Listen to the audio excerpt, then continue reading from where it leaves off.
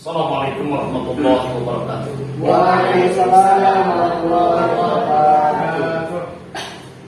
Alhamdulillahil atiyah wassalatu wassalamu ala khairil bariyah wa ala alihi dawin nufusi zakiyah. Ilahi anta maqsudi walidoka matludi a'tini mahabbataka wa ma'rifatak wa a'tini ma'aka abadan. Teman-teman mahasiswa dan mahasiswi yang sama hadir di dalam kesempatan siang hari ini, alhamdulillah bersyukur kepada Allah kita masih diberi kesempatan panjang umur, dimampukan dihadirkan untuk sama-sama mengkaji materi mata kuliah tasawuf, di mana kita sebagai umat manusia dalam perjalanan hidup ini diharapkan untuk bisa meraih prestasi, mengenal diri, menggapai ridho ilahi. Maka dalam pembelajaran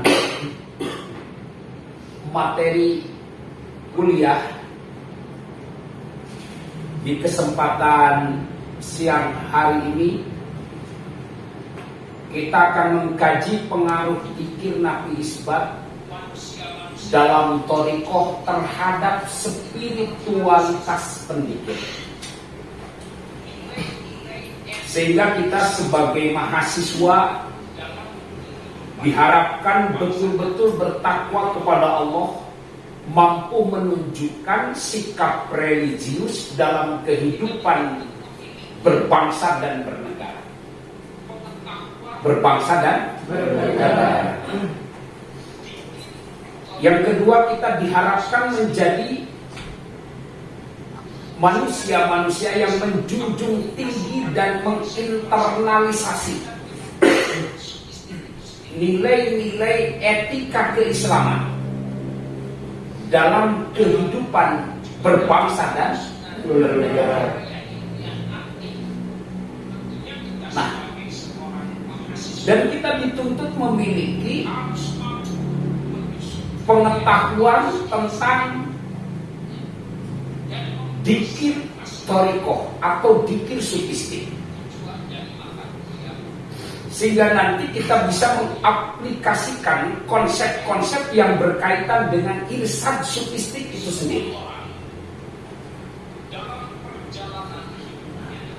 Dan juga dalam penyusunan karya ilmiah nanti, tentunya kita sebagai seorang mahasiswa harus mampu menyusun karya ilmiah sufistik dan mempresentasikannya. Ini tujuan dari mata kuliah hari ini ya. Baik, semua orang dalam perjalanan hidupnya tentu kita ingin bahagia, ingin menjadi orang-orang yang sukses, tidak mau gagal, ingin menjadi orang yang beruntung, tak mau rugi, ingin meraih surga, tak ingin neraka. Betul? Betul. Baik. Nah, untuk meraih itu, perhatikan baik-baik, ada syarat yang harus kita penuhi. Ada syarat yang harus kita penuhi.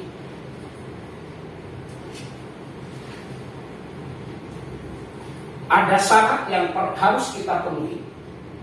Isinya begini. Baik, lihat ke depan.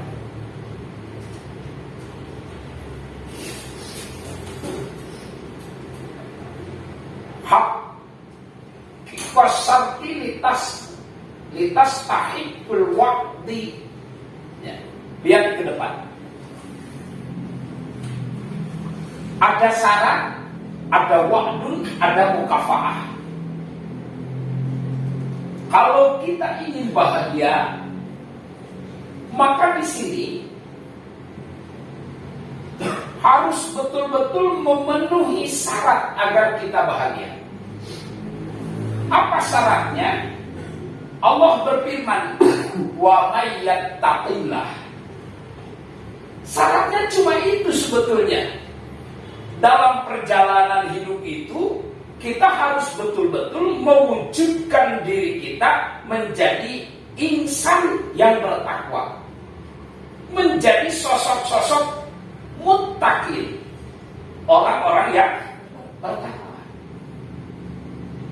Baru di situ Allah Subhanahu wa taala memberikan janji kepada al-muttaqin, yaj'al lahu makhraja.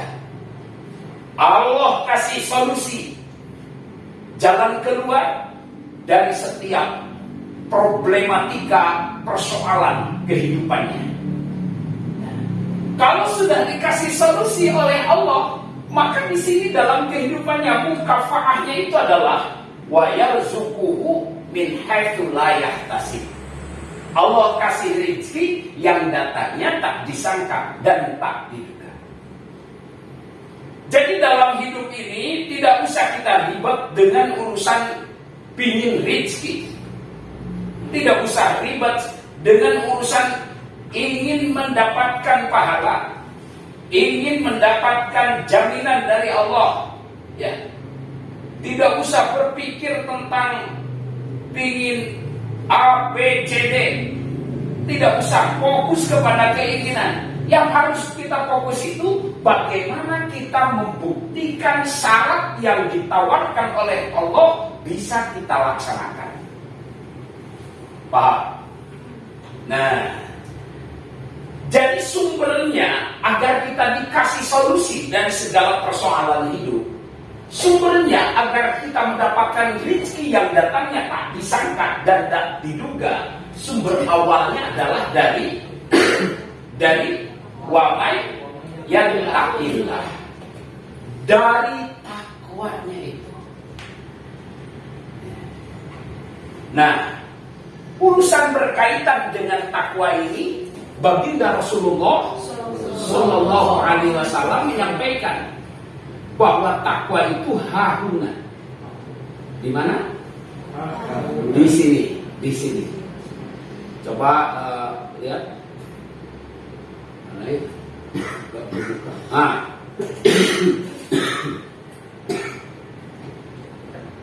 Lihat. Tadi sumber dari perwujudan yang kita inginkan itu adalah takwa. Artinya kalau kita ingin meraih prestasi, ingin menggapai ridho ilahi, hidup dalam kesuksesan, Allah menawarkan syaratnya cuma satu, takwa. Apa? Takwa. Nah, Rasul menyampaikan at-taqwa hahuna. Takwa itu di sini. Sebagaimana yang diriwayatkan oleh Imam Muslim, at-taqwa hahuna. Wa yasiru ila sadrihi salasa marrat. Sambil isyarat di sini. Di sini. Di sini. Apa? Takwa. Maka dalam pandangan orang-orang Islam, ya, manusia itu tidak dilirik oleh Allah jasadnya. Artinya yang dipandang oleh Allah itu adalah qalbunya. Innallaha la yanzuru ila ajsadikum wala ila suwarikum walakin yanzuru ila qulubikum. Wa asyara bi asabihi ila sadri. Lihat di sini. Sesungguhnya Allah la yanzuru ila ajsadikum. Allah itu tidak melihat, tidak menilai penampilan sosok. Biar kamu ini mahasiswa sosoknya BMW, tahu BMW? Bahenol, montok, wow, keren. Ya. Tapi tidak dipandang oleh Allah. giginya beres, hidungnya mancung, itu tidak jadi persoalan. Ya. Karena ciptaan siapa? Ciptaan Allah. Masa Allah menilai ciptaannya sendiri? Yang Allah lihat itu adalah wa ila suwarikum. Allah pun tidak melihat apanya? Suwarikum, rupa, penampilan wajah. Terus apa yang Allah lihat? Walakin yang dulu ila qulubikum. Tetapi yang Allah lihat itu adalah apanya? Qalbunya. Walakin yang dulu ila qulubikum. Yang dilihat oleh Allah itu adalah qalbunya. Wa asara bi asabihi ila sadrihi. Baginda Nabi dengan asobinya, dengan telunjuk-telunjuk isyarat ke dalam qalbu. Artinya di sini dalam mewujudkan ketakwaan yang mesti kita rawat, kita umat itu adalah hati. Maka dalam perjalanan hati, tahu hati-hati, tahu hati-hati. Ya. Karena yang harus kita rawat dalam hidup ini adalah hati. Otomatis kalau ingin selamat dalam perjalanan hidup harus hati-hati. Tidak muka-muka ya, jangan cari muka, tapi harus hati-hati. Baik, nyambung ya. Selanjutnya ada yang bertanya?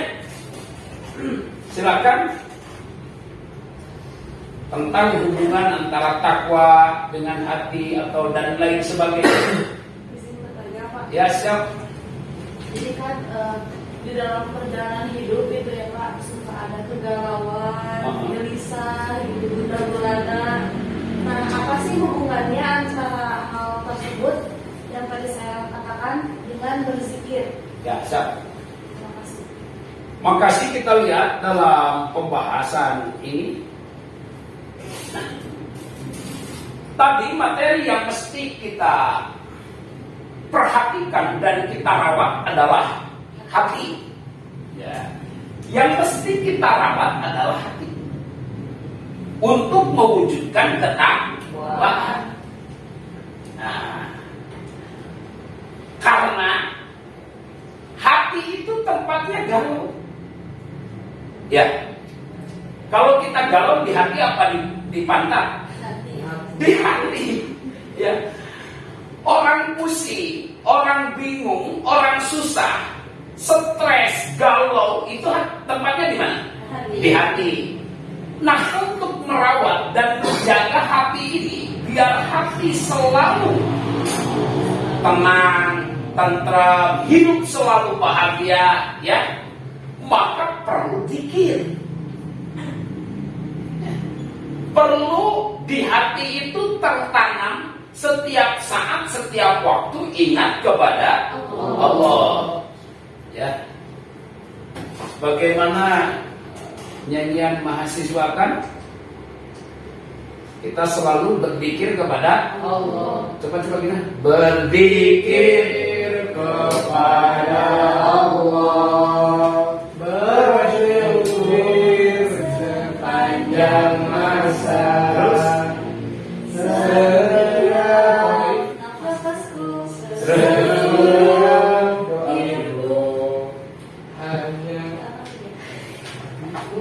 Subhanallah walhamdulillah wala ilaha illallah wallahu akbar. Salah. Jangan terlalu dipaksakan biar tidak stres ya. Mengapa perlu berzikir? Untuk membersihkan dan memperkuat qalbu atau hati. Orang dalam hidupnya suka bilang, aduh saya sudah gak kuat. Yang gak kuat itu apa? Jasad apa jiwa coba? Jasad. Banyaknya jiwa. Aduh saya sudah gak kuat dalam menjalani hidup ini. Ya, padahal dia tidak mikul apa-apa ya. Tapi kenapa enggak Kuat. kuat. Sudah tidak kuat ya. Saya enggak kuat dalam menjalani hidup ini. Berarti yang enggak kuat itu apanya? Jiwanya, hatinya. Nah di sini fungsi dari zikir itu sendiri adalah untuk menguatkan hati. Ya. Perjalanan hidup itu beban, ya. Masa-masa kita kuliah itu banyak beban. Maka jangan terlalu fokus dengan pasangan, karena pasangan bisa jadi beban, apalagi ketika kita di PHP. Yang banyak pasangan yang PHP yang memberi harapan palsu. Itu jadi beban. Akhirnya kita stres dalam kuliah itu. Ya, asli kita tidak fokus, tidak khusyuk dalam melakukan perkuliahan karena hati kita stres, sehingga kalbu kita jadi lemah. Nah di sini penting kita berzikir itu untuk membeningkan kalbu, membersihkan hati. Banyak penyebab yang menimbulkan hati kita kotor. Dosa, apalagi ya, maksiat. Wah banyak pokoknya yang bertentangan dengan agama. Kalau kita lakukan itu mengakibatkan hati kita jadi kotor, hati kita itu jadi berkarat. Dan untuk membersihkan karat-karat kalbu itu adalah dengan zikir. Makin mantap zikirnya, makin bening kalbunya. Karena dengan zikir ada proses taholi. Proses apa? Taholi. Jadi makin mantap zikirnya, di situ kalbunya makin bening, makin bersih, dia akan enjoy dalam menikmati perjalanan ini. Sehingga kita hidup dijalani, dinikmati, disyukuri. Alhamdulillah. Luar biasa ya. Kok mau apa, tidak mau apa, zikir. Karena itu sumber modal kita dalam menjalani kehidupan.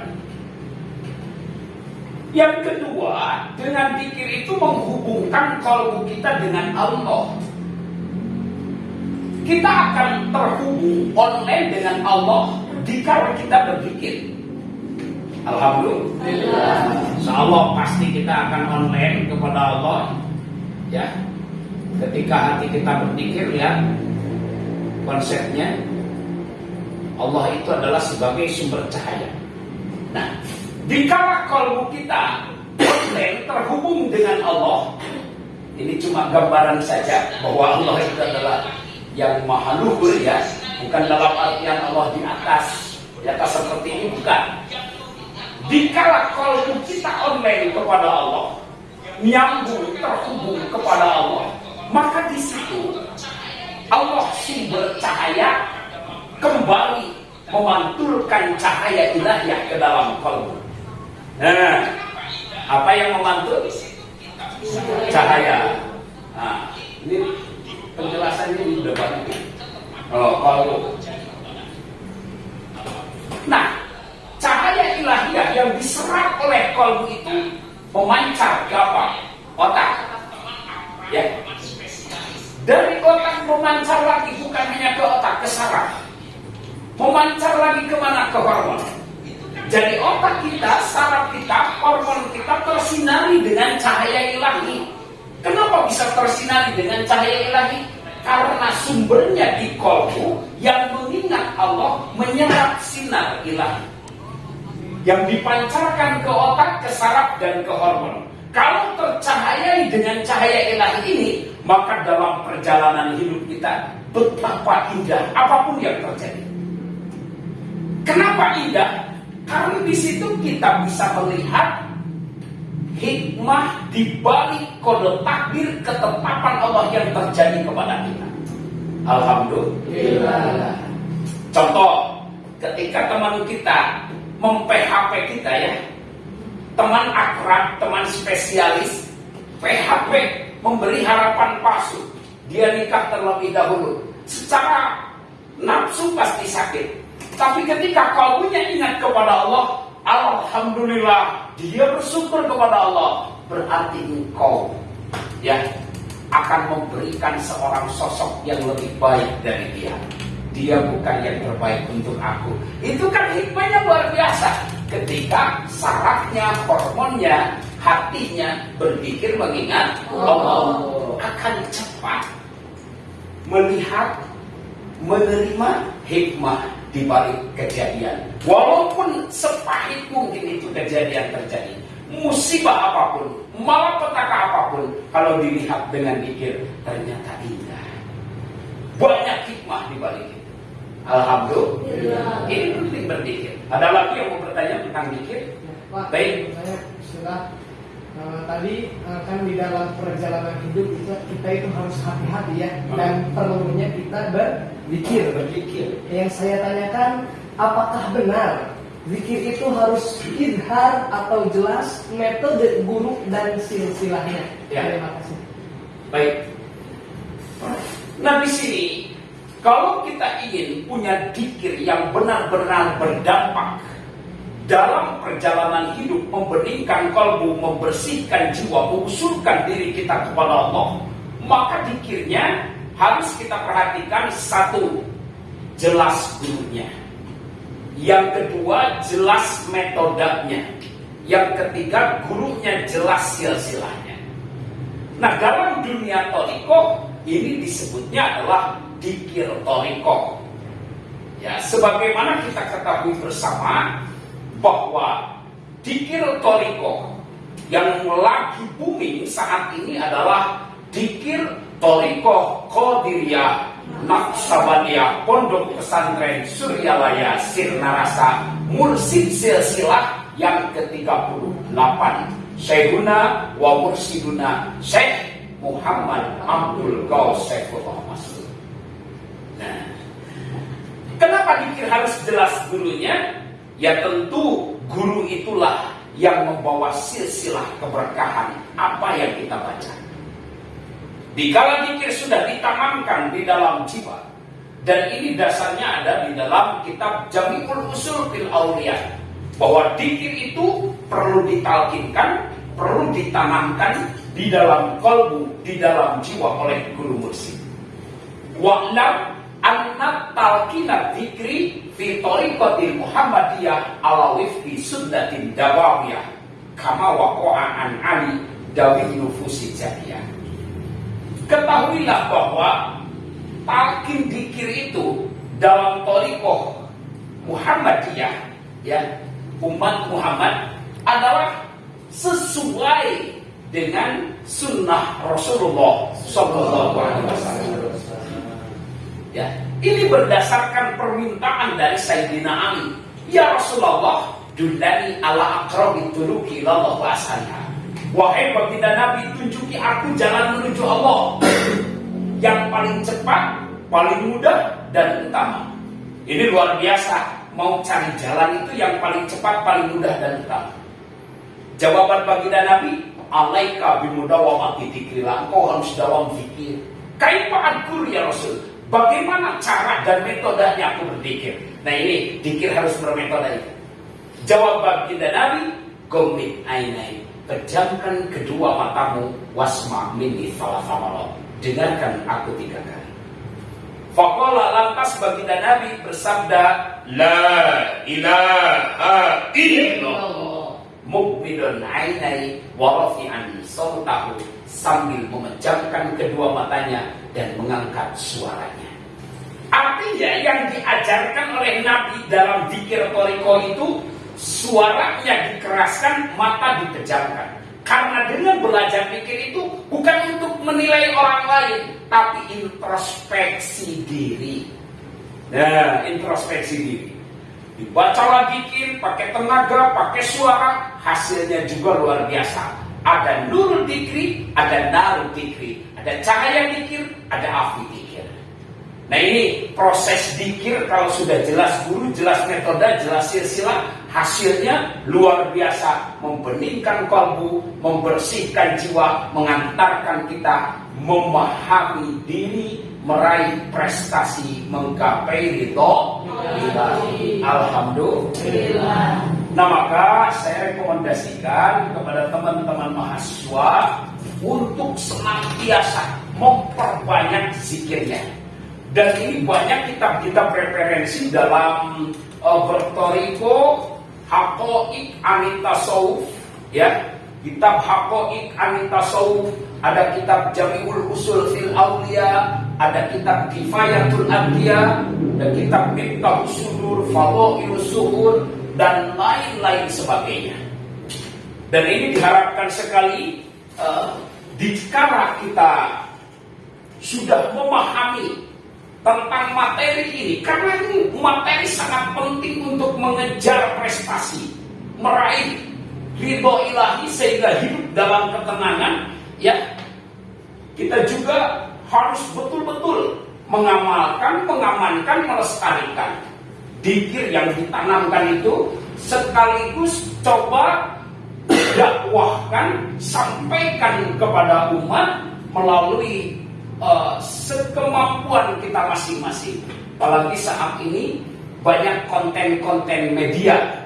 Jangan kalah dengan permainan TikTok yang membawa kemaksiatan, ya. Tapi coba kita tanamkan dalam kehidupan ini dakwah ke arah perbaikan, ke arah spiritual, sehingga kita mampu mengaplikasikan, mengaktualisasikan tarbiyah sufistik ini. Ya, barangkali materi kuliah hanya itu yang bisa saya sampaikan, dan mohon maaf yang sekurang-kurangnya. Mohon maaf dohir batin apabila banyak kekurangan. Baik, terima kasih. Assalamualaikum warahmatullahi wabarakatuh. Kita sama-sama berdoa. Subhanakallahumma wa bihamdika asyhadu an la ilaha illa anta